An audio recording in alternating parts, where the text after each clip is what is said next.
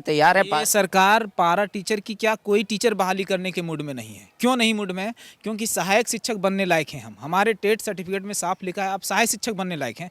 तो ये जैसे सरकार आई वो आचार्य शिक्षक बनाने लगे। अब आचार्य शिक्षक के बीच में जब देखा नियोजन नीति का मसला है, अब पारा टीचर बनाएंगे, तब कौन सा टीचर बनाएंगे भाई हम लोग? वित्त विभाग कभी बोला कि मेरे पास पैसा नहीं है? अगर आपको शिक्षकों में ही सिर्फ प्रारंभिक शिक्षकों को ही आप कम कर रहे हैं, हाई स्कूल के शिक्षक को क्यों नहीं किए? आप 10+2 के शिक्षकों को क्यों नहीं किए? आप वेतन बढ़ा है। आप प्रोफेसर की नियुक्ति में क्यों नहीं कर रहे हैं? सरकार जो किसी भी परीक्षा के लिए जो विज्ञापन निकालती है वो भी सरकार ही निकालती है, कुछ सोच समझ कर निकालती है। अगर यही मसला था तो विज्ञापन में ही नहीं लिखना चाहिए था कि 2012 के तहत हम ये परीक्षा ले रहे हैं। जब लिख चुकी है उसको ऑटोमेटिक बदलाव करेगी, ये कहाँ से नया? जेटेट परीक्षा पास करके भी बेरोजगारी का दंश पिछले कई सालों से झेल रहे बेरोजगार अभी हमारे साथ है। दरअसल हमारे साथ नहीं है, ये लोग जेएमएम का नया कार्यालय आए थे और अपनी पहुंचकर यहाँ पर पीड़ा रखा। कह रहे पीड़ा अधिकारियों के बयान से होती है, पीड़ा नेताओं के बयान से होती है, नौकरी कब मिलेगा ये पूछ रहे थे जेएमएम के नेताओं के साथ। आज इन लोगों ने मोराबादी में बैठक भी की। आप लोग तो पारा टीचर हैं नहीं, फिर भी पारा टीचर के साथ आप लोग का बैठक हुआ। आप पारा टीचर हैं, क्या आप लोग यहाँ आके क्या पूछे या क्या मांगे आप यहाँ? देखिए हम लोग का सीधा सपाट एक ही मांग है कि 2016 का जो जेटेट परीक्षा आयोजित हुआ था उसका विज्ञापन एडवर्टाइजमेंट में साफ जिक्र था कि यह जो परीक्षा ली जा रही है 2012 की शिक्षक नियुक्ति नियमावली के आलोक में ली जा रही है। तो जो भी पास किए, कुछ पारा टीचर में आ गए, कुछ बाहर ही रह गए, तो जो भी है उन लोगों को 7 साल में एक भी नियुक्ति प्रक्रिया से गुजरने का अवसर नहीं मिला है। 7 साल बाद अब जो है सरकार सहायक आचार्य नियुक्ति नियमावली लाने जा रही है, जो कि पूरी तरह से त्रुटिपूर्ण है और हम लोग उसका विरोध करते हैं। हम लोग चाहते हैं कि जो विज्ञापन में था उसी तर्ज पर 2012 के आधार पर डायरेक्ट काउंसलिंग के माध्यम से हो। जी सरकार उसमें कह रही है कि जो सहायक आचार्य का पद क्रिएट किया जा रहा है, दरअसल ये है कि पहले आप लोग खट लीजिए कुछ दिन, वेतन भी कम होगा इसमें, फिर उसके बाद जब सहायक शिक्षक बनिएगा तो फिर बराबर आ जाएगा। तो कम पैसे में हो सकता है बहुत अधिक टीचर मिल जाएंगे, इसलिए ये नियमावली ला। देखिए एक बात आप लोगों को भी जानना चाहिए कि शिक्षा, मेडिकल और डिफेंस ये 3 बहुत महत्वपूर्ण फील्ड होता है। तो मेरा कहना है कि जब ये कटौती करनी ही थी तो ये सभी डिपार्टमेंट में इम्प्लीमेंट होना चाहिए। मेरा पूछना सैलरी कट जी, ये सभी डिपार्टमेंट में होना चाहिए। मेरा पूछना है कि ये शिक्षक ही बार बार टारगेट में क्यों आ जाते हैं? क्या शिक्षा विभाग में ही कटौती कर देने से राज्य में आर्थिक बोझ कम हो जाएगा? विधायक सांसदों का वेतन बेतरतीब ढंग से बढ़ता है, उस टाइम कोई आर्थिक बोझ नहीं आता है। शिक्षक की बात करते हैं जब आप, तो वहाँ पर आपका आर्थिक बोझ पड़ता है, आप उसको कम कर देते हैं। आप लोग एग्ज़ाम देने के पक्ष में हैं, जो सरकार कर रही है कि हम जो टेट पास भी कर गया उसके बाद भी एग्ज़ाम लेंगे? अगर एग्ज़ाम देने का अगर लेना ही था तो 2017 में ले लेना चाहिए। आप 2022 तक आप लिए नहीं। नियुक्ति वर्ष कितना चला गया, पिछले सरकार को तो देख लिए, वर्तमान सरकार भी प्रत्येक साल को नियुक्ति वर्ष कहते रही लेकिन हमारी नियुक्ति नहीं की है। तो कैसे अभी संभव है कि अभी एग्ज़ाम यदि होता है अगले साल दो चुनाव हैं, एक साल में संभव है? हमें नहीं लग रहा है। अभी तो आप लोग को डर है कि फिर लटक जाएंगे हम? लटक जाएगी सरकार, फिर पुनः नियुक्ति नियमावली अगर नया बनाई तो फिर लटकेगा, क्योंकि हम लोगों को पता है कि ये जो भी बनाती है फिर गिर जाती है, चाहे नियोजन नीति हो चाहे कोई भी नियुक्ति नियमावली हो। हम एक चीज़ आपसे ये कहना चाहते हैं, क्या विधि विभाग कभी कहा है कि इतना पैसा नहीं है शिक्षकों को देने के लिए, या सिर्फ शिक्षा मंत्री कह रहे हैं?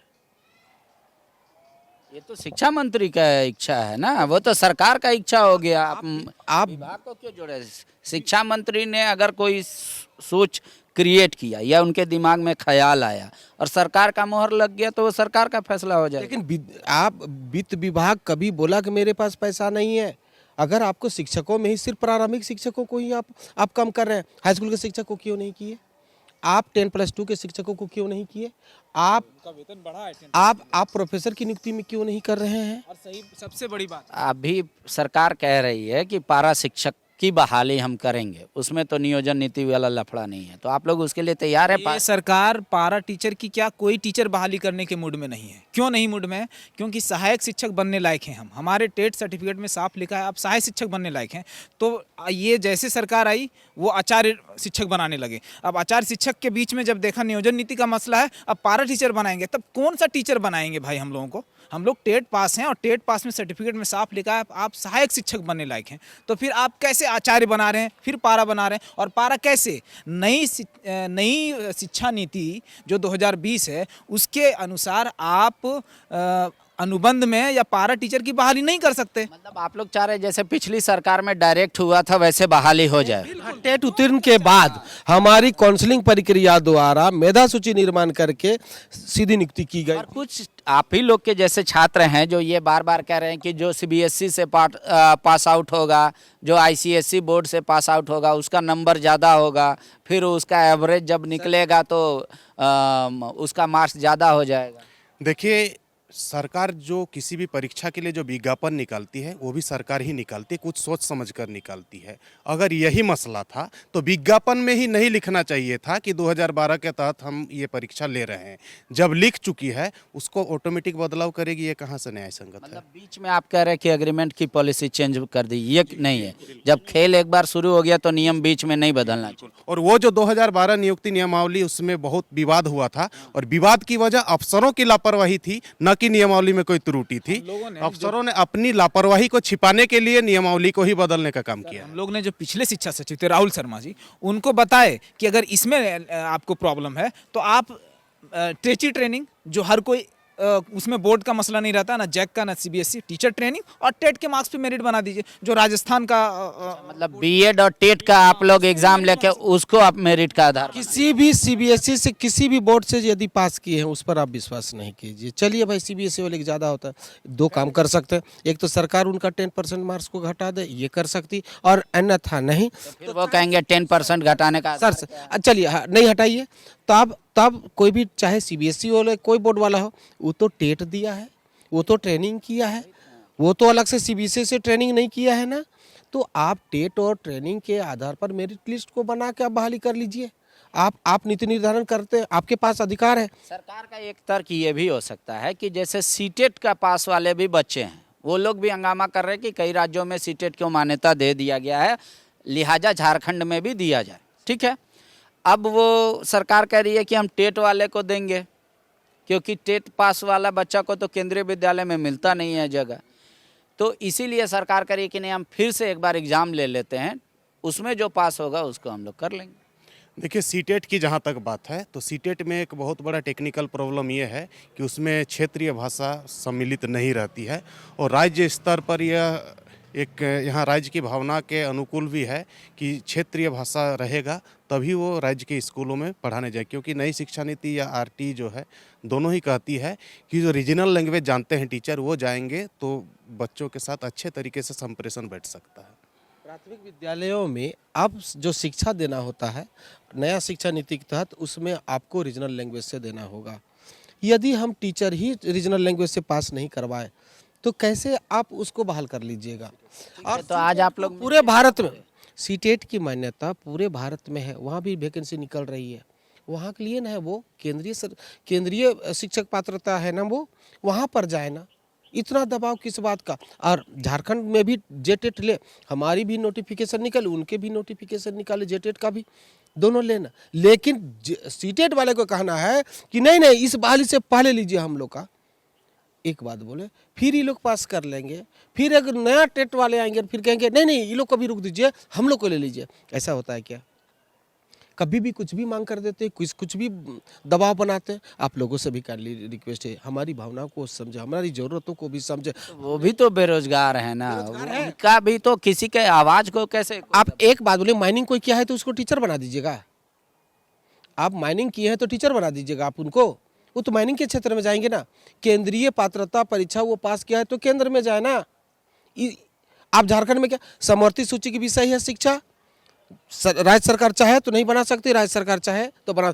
झारखंड अधिसूचित राज्यों में आता है सर जी, सुनिए ना, उसमें सीटेट जाएगी, आप जेटेट तो उसमें अप्लाई नहीं कर सकती। अधिसूचित राज्य के अंतर्गत आती है। आज आप लोग मिल के यहाँ क्या बोले? देखिए, हाईकोर्ट में जो नियोजन नीति खारिज हुई है, तो नियोजन नीति बनाने में भी समय लगेगा, और सरकार युद्ध स्तर पर भी अगर उसको बना भी लेती है तो विज्ञापन निकालना नियुक्ति के लिए, फिर एग्ज़ाम अरेंज करना, उसका रिजल्ट जारी करना, और उसके बाद फिर नियुक्ति करना। बीच में सहायक आचार्य नियुक्ति नियमावली इतनी त्रुटिपूर्ण है कि उसमें देश भर से आवेदन आमंत्रित किए गए हैं। खुदा न खास्ता अगर उसमें भी रीट हो गया और वो भी अधर पर लटक जाए तो फिर ये समय भी बीत जाएगा। इसीलिए हमने राय दिया है। आप लोग चाह रहे हैं कि जो हो ठोस हो, फुल प्रूफ हो, अब कोर्ट लौट कर नियमावली से टेट दिए हैं, उस नियमावली से नियुक्ति कर दीजिए और कोई मामला नहीं है। और इसमें सरकार को अभी भी नियुक्ति नियमावली, अभी भी शिक्षक नियुक्ति नियमावली अभी भी इन्होंने पास नहीं किया। अभी भी कार्मिक में बोल रहे हैं, कार्मिक में है। अब कब कार्मिक में? मेरा कहना है कि आज आप लोग यहाँ मिल के सुप्रियोदा को क्या बोले आप? हम अपनी जो भी मांगे हैं उस बात को इनके पास रखें, और मैंने कहा है, हम लोगों ने कहा है कि शिक्षा विभाग पर विशेष ध्यान दें, क्योंकि झारखंड की सबसे बड़ी नौकरी जो मिलेगी वो शिक्षा विभाग में मिलेगी, और सरकार को एक उपलब्धि गिनाने का भी अवसर मिलेगा। अगर और हमारी ज़रूरत भी, हम 2016 से इंतजार कर रहे हैं, एक बार भी हमारी काउंसलिंग नहीं हुई है, तो सरकार तक पहुंचाए, मुख्यमंत्री तक इस बात को अवगत कराए। मुख्यमंत्री को भी इन सारे चीज़ों पर मंथन करना चाहिए, क्योंकि अब सरकार इतना दिन हो गया, इतना बैकफुट पर चली गई है। सारे झारखंड के जो शिक्षित बेरोजगार नौजवान हैं सब नाराज चल रहे हैं। ठीक है, देख लीजिए जेएमएम के दफ्तर के बाहर ये सारे बेरोजगार दरअसल टेट की परीक्षा उत्तीर्ण कर चुके, कह रहे हैं हम कितने वर्ष पहले पास किए, एक बार भी मौका नहीं मिला। हमारे सर्टिफिकेट में लिखा है कि हम सहायक टीचर बन सकते हैं। सरकार कह रही है कि एक नया टीचर का पोस्ट कीजिए कि सहायक आचार्य, बोल रहे ये भी लफड़ा है। फिर एग्ज़ाम क्यों ले रहे हैं जब 2012 में ही ये तय था कि हम 2012 नियमावली के तहत दे रहे हैं, तो फिर बीच में जब गेम स्टार्ट हो गया कैसे सरकार नियम बदल सकती है? ये सारी पीड़ा लेकर यहाँ पहुँचे थे। हालांकि जो सूत्रों के हवाले से खबर मिल रही है, सरकार बजट सत्र से पहले एक नियोजन नियमावली बनाकर उसको फिर से छात्रों के बीच लाने वाली है। पर छात्र कह रहे हैं कि अगर सरकार फटाफट काम नहीं करेगी तो फिर रेगुलर तुरंत का तुरंत इलेक्शन होने वाला है, फिर हम अधर में लटक जाएंगे। लिहाजा सरकार से यही आग्रह करने आए थे पार्टी के थ्रू कि सरकार फटाफट डिसीजन ले, और हम लोग का तो ऑलरेडी हम लोग पास हैं, डायरेक्ट ज्वाइनिंग दे, उसमें कोई लफड़ा नहीं है। शुक्रिया। बायोम सालों से मेडिकल एग्जाम प्रिपरेशन के लिए झारखंड में है सिर्फ एक नाम, बायोम, जिसने दिए हैं highest number of selection from Jharkhand in NEET 2022। और अब बायोम लेकर आए हैं नीट 2023 में अपीयरिंग स्टूडेंट्स के लिए सुनहरा मौका। ज्वाइन करें 4 months crash course starting from 9 January 2023। Enroll now. Biome, a leading institute for pre-medical exam. Vivekananda Vidya Mandir school एक CBSE affiliated English medium coed school है। हम शिक्षा के साथ संस्कार देते हैं। The followup.in. Like, share, and subscribe. www